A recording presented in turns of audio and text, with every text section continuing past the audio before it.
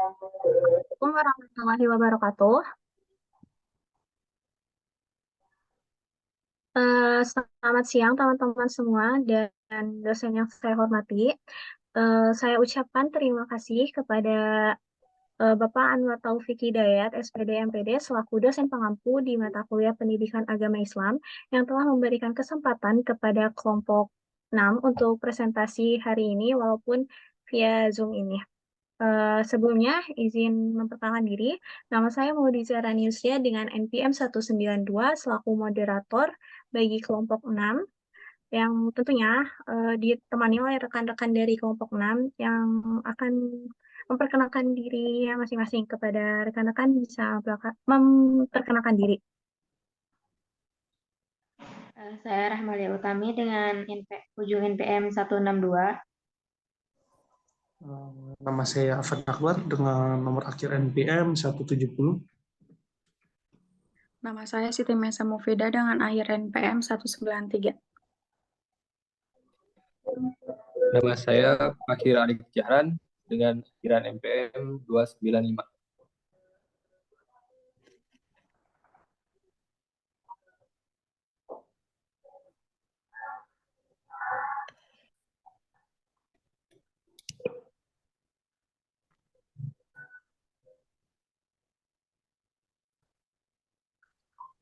Maaf itunya di silent.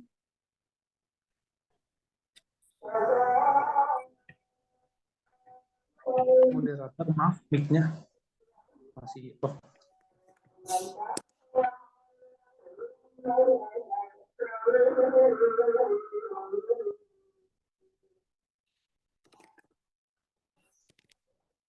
Baik, pada hari ini kelompok 6 akan mempresentasikan materi mengenai pernikahan membangun keluarga dalam Islam.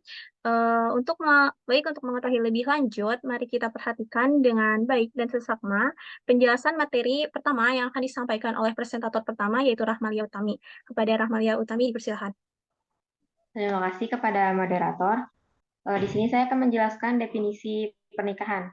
Nah, definisi pernikahan sendiri secara etimologi berasal dari bahasa Arab, yaitu al-nikah yang bermakna al-wati atau bersetubuh, al-dam'u wal tadakul atau berkumpul memasukkan, serta al-akad yang artinya perjanjian. Sedangkan pernikahan menurut istilah seperti definisi menurut Muhammad Abu Israh dalam Al-Ghazali tahun 2006 halaman 9, pernikahan merupakan akad yang memberikan faedah hukum kebolehan atau kehalalan mengadakan hubungan keluarga atau suami istri antara pria dan wanita dan mengadakan tolong-menolong, memberi batas hak bagi pemilik serta pemenuhan kewajiban bagi masing-masing. Sedangkan perkawinan dalam Undang-Undang Nomor 1 Tahun 1974 tentang perkawinan, bab 1 pasal 1 yang berbunyi perkawinan ialah ikatan batin antara seorang pria dan seorang wanita sebagai suami istri dengan tujuan membentuk sebuah keluarga atau rumah tangga yang bahagia dan kekal abadi berdasarkan ketuhanan yang Maha Esa. Dapat disimpulkan bahwa perkawinan ialah ikatan lahir batin antara seorang pria dengan seorang wanita sebagai suami istri dengan tujuan membentuk keluarga atau rumah tangga yang sakinah, penuh mawadah dan rahmat. Sebagai bentuk ibadah kepada Tuhan Yang Maha Esa dan diperlukan persiapan fisik dan mental untuk melaksanakannya. Jadi pernikahan merupakan suatu bentuk ibadah yang besar karena berlangsung sepanjang hidup. Maka dari itu keberlangsungannya dan kesuciannya perlu dijaga oleh kedua belah pihak, baik suami maupun istri. Saya kembalikan kepada moderator. Terima kasih kepada Rahmalia atas pemaparannya. Kemudian kita akan beranjak ke materi berikutnya yang akan disampaikan oleh presentator kedua mengenai hukum pernikahan. Kepada Siti Mesya dipersilakan. Terima kasih kepada moderator. Di sini saya akan membacakan tentang hukum pernikahan. Yang pertama, wajib. Menikah wajib. Menikah wajib hukumnya bagi seseorang yang memiliki kemampuan untuk menikah, memenuhi kewajiban sebagai suami istri, dan kondisi syahwatnya besar. Sedangkan ia tidak bisa mengendalikannya dan khawatir dirinya akan terjerumus pada perzinaan dan berbagai kemaksiatan lainnya jika tidak segera menikah. Yang kedua, sunnah. Menikah, sunnah hukumnya bagi seseorang yang memiliki hasrat menikah. Namun, ia tidak dikhawatirkan terjerumus pada perzinaan. Meskipun demikian, menikah lebih utama baginya daripada ia melakukan ibadah-ibadah sunnah lainnya. Yang ketiga, mubah. Hukum mubah dijatuhkan kepada seorang yang memiliki kemampuan melakukan pernikahan dan memenuhi kewajiban sebagai seorang istri atau suami, namun tidak memiliki dorongan syahwat yang mendesak dan tidak khawatir terjatuh pada perzinahan. Yang keempat, makruh. Hukum menikah makruh jika seseorang memiliki kemampuan untuk menikah, memiliki kemampuan menahan diri untuk tidak melakukan kemaksiatan atau perzinahan, atau bisa disebut menahan syahwatnya. Tetapi ia tidak memiliki keinginan kuat untuk melaksanakan kewajiban kepada pasangannya, menafkahi istri bagi laki-laki atau melayani suami bagi perempuan. 5. Haram. Hukum pernikahan menjadi haram apabila seseorang tidak mempunyai keinginan dan tidak mempunyai kemampuan serta bertanggung jawab atas kewajiban dirinya sebagai pasangan dalam rumah tangga. Sehingga apabila terjadi pernikahan, maka dirinya dan pasangannya akan hidup terlantar dan tidak bisa membangun rumah tangga yang sakinah. Saya kembalikan kepada moderator.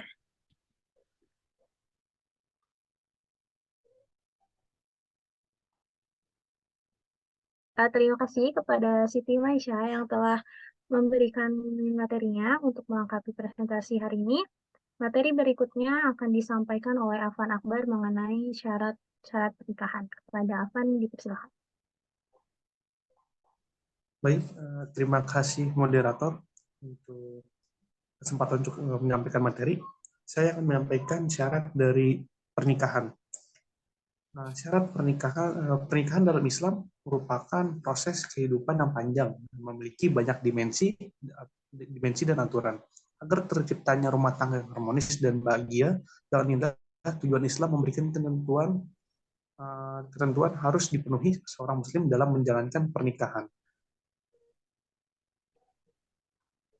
Kemudian ada beberapa syarat dari pernikahan. Yang pertama itu adalah calon pengantin. Calon pengantin dibedakan atau ada dua. Yang pertama itu adalah mempelai laki-laki dan mempelai perempuan. Nah, mempelai laki-laki ini ada beberapa syaratnya.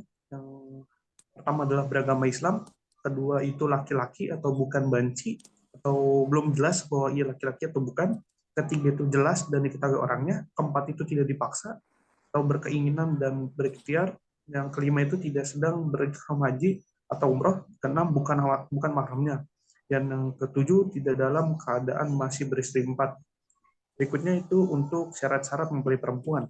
Yang pertama beragama Islam atau ahli kitab, yang kedua terang perempuannya atau bukan banci, sekali lagi. Yang ketiga itu terang orangnya, keempat sepersetujuan dirinya atau kecuali yang walinya mujbir dengan syarat-syaratnya. Yang kelima tidak sedang berihram haji atau umroh, keenam bukan mahramnya, baik mahram nasab qadha'ah atau musyawarah. Yang ketujuh tidak bersuami atau dalam iddah orang lain. Yang kedua itu syarat yang kedua ada wali. Nah, wali adalah orang yang memiliki hak secara syar'a untuk menikahkan calon mempelai perempuan kepada calon mempelai laki-laki. Wali terdiri dari urutan nasab dan jika tidak ada wali nasab maka diberikan haknya kepada wali hakim dengan syarat dan ketentuan yang berlaku. Berikutnya ada mahar. Nah, mahar disebut juga nilah atau sadak merupakan rukun pernikahan, namun sebagian ulama menganggap mahar sebagai syarat bagi sahnya nikah. Allah Subhanahu wa taala berfirman, berikanlah kepada perempuan itu mas kawin mereka sebagai pemberian. Itu tercantum dalam Quran surat Al-Nisa ayat 4. Kemudian ada saksi. Saksi harus ada dua orang. Saksi adalah dua orang yang menyaksikan secara langsung proses akad pernikahan. Berikutnya itu yang terakhir ada akad nikah. Akad nikah dapat diartikan sebagai perjanjian atau ikatan dalam pernikahan. Pernikahan wajib dilakukan dengan ijab dan kabul dengan secara lisan bagi tunawi dengan secara lisan untuk orang yang normal, dan bagi tunawicara bisa dilakukan dengan isyarat yang bisa dipahami. Ijab merupakan pernyataan penyerahan atau menikahkan yang dilakukan oleh wali mempelai perempuan kepada calon mempelai suami, dan kabul dilakukan oleh mempelai laki-laki berupa pernyataan kesediaan atau penerimaan dari wali. Mungkin cukup sekian yang dapat saya sampaikan di syarat-syarat pernikahan. Akan saya kembalikan lagi ke moderator. Terima kasih moderator. Baik, terima kasih kepada Afan Akbar atas pemaparannya. Kemudian untuk melengkapi materi sebelumnya, presentasi berikutnya akan disampaikan oleh Rahmalia mengenai tujuan dari pernikahan. Kepada Rahmalia, dipersilakan. Terima kasih kepada moderator. Selanjutnya adalah tujuan pernikahan.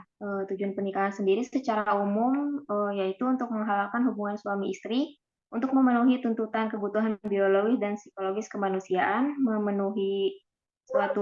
mewujudkan suatu keluarga dengan dasar cinta kasih, dan untuk memperoleh keturunan.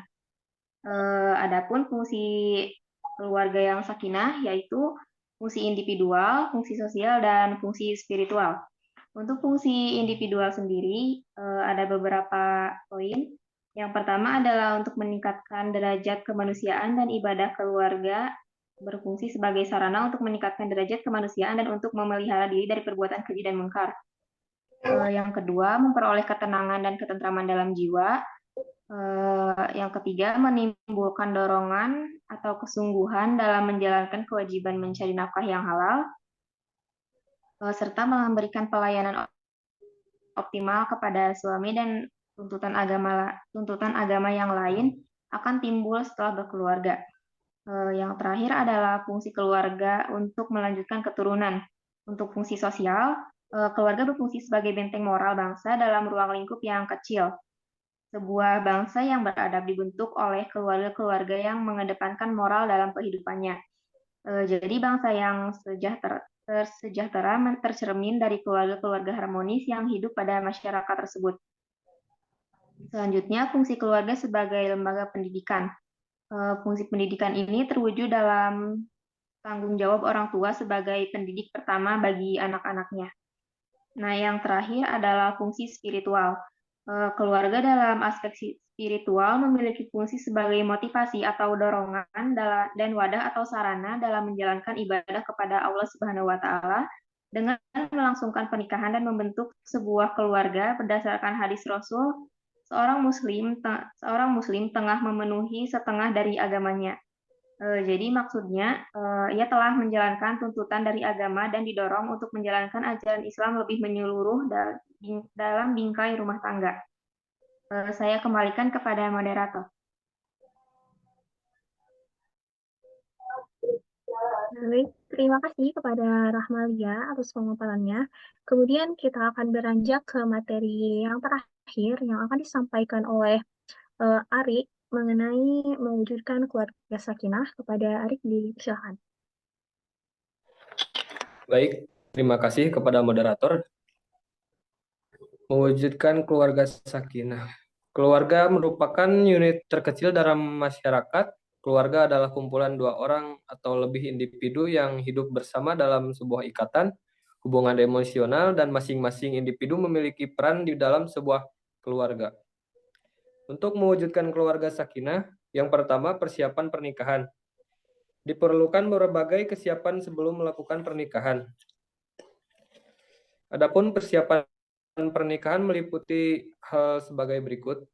Poin yang pertama, persiapan ilmu. Yang kedua, persiapan mental. Yang ketiga, persiapan ruhiyah atau spiritual. Yang keempat, persiapan fisik. Dan yang kelima, persiapan ekonomi ataupun harta. Yang kedua, proses pernikahan. Dalam proses pernikahan, seseorang harus memenuhi semua syarat dan rukun yang telah ditetapkan seperti yang dibahas pada materi sebelumnya. Yang ketiga, membangun keluarga. Setelah melaksanakan pernikahan, maka antara suami dan istri terbentuklah sebuah lembaga keluarga yang akan menempa diri dalam berbagai hal di dalamnya, baik senang maupun susah akan mereka hadapi di dalam keluarga. Tujuan terpenting dalam pembentukan keluarga adalah yang pertama mendirikan syariat Allah dalam segala permasalahan keluarga. Yang kedua mewujudkan ketentraman dan ketenangan. Yang ketiga mewujudkan sunnah Rasulullah SAW. Yang keempat mewujudkan kebutuhan kasih sayang kepada anak-anak. Dan yang kelima menjaga fitrah agar tidak menyimpang dari jalan yang salah. Agar tujuan tersebut dapat dicapai, poin pertama yaitu memiliki ilmu, yang kedua saling mengenal dan memahami, yang ketiga memiliki kepercayaan kepada masing-masing pasangan, yang keempat komunikasi yang baik dan keterbukaan, yang kelima menjalankan kewajiban dan memberikan kebahagiaan, yang keenam senantiasa menjalankan ibadah dan berdoa kepada Allah Subhanahu wa taala. Dalam sebuah hubungan ataupun keluarga harus mengetahui hak dan kewajiban seseorang suami maupun istri. Kewajiban suami yang pertama memberi nafkah lahir batin, yang kedua memperlakukan atau menggauli istri dengan baik, lemah lembut dan menjaga kehormatannya. Yang ketiga mendidik dan membimbing istri. Untuk kewajiban istri, mentaati suami selama perintah suami itu tidak berlawanan dengan perintah Allah dan Rasul dan berlaku setia kepadanya. Yang kedua, menjaga kehormatan keluarga, baik mengenai harta maupun dirinya. Dan yang ketiga, selalu menyenangkan suami dengan tingkah laku, sikap, dan penampilan. Sekian, terima kasih. Selanjutnya saya kembalikan kepada moderator. Baiklah, selesai sudah pemaparan materi yang telah disampaikan oleh presentator. Terima kasih kepada para presentator. Di sini saya selaku moderator akan menarik kesimpulan dari pemaparan tadi, yaitu pernikahan merupakan sebuah lembaga kehidupan yang sangat kompleks. Nah, sebuah keluarga ini terdiri dari individu yang terjalin dalam sebuah ikatan pernikahan dan keturunan. Semua pola interaksi di dalam keluarga harus bersumber dari nilai-nilai luhur Islam. Karena Islam ini sebagai way of life yang tidak harus hanya mengatur hubungan antara manusia dengan Tuhannya, tetapi juga mengatur interaksi manusia dengan manusia di dalam keluarga dan masyarakat. Karena keterbatasan waktu, maka saya akhiri sesi presentasi hari ini. Saya selaku moderator dan mewakili kelompok 6 mengucapkan mohon maaf atas segala kekurangan dan keterbatasan kami. Terima kasih atas atensi teman-teman. Sampai jumpa di presentasi selanjutnya. Akhir kata, wassalamualaikum warahmatullahi wabarakatuh. Waalaikumsalam. Waalaikumsalam.